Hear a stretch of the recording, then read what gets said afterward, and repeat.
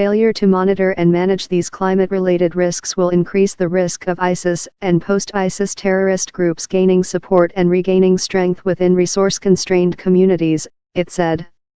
The jihadist organization, also known as the Islamic State Group, seized a third of Iraq's territory in 2014 before being beaten back in a sweeping government offensive last year. The water study, presented to the Security Council in July, draws a clear link between climate change and security. Iraq is in the midst of a devastating drought and water levels are at their lowest since 1931. The flow of water in the country's rivers has shrunk by 40% in recent decades, battering the country's agricultural sector, threatening the population's water security.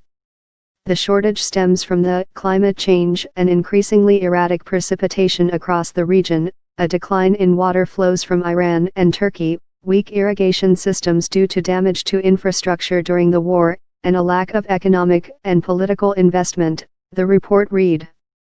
The absence of an adequate national water management policy exacerbates and compounds these critical threats.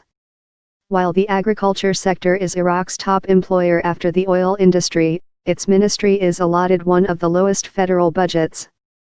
The Ministry of Water Resources also suffers financial constraints and has not been able to modernize the country's water infrastructure despite plans being in place for over 2 decades. Baghdad does not have formal agreements with its neighbors on equitable distribution of water resources. Scarce rainfall and dam projects in neighboring countries have put more than 7 million people living along the banks of the Tigris River at risk of displacement, the report said. Water shortages could also increase intercommunal tensions, particularly in rural areas, it added.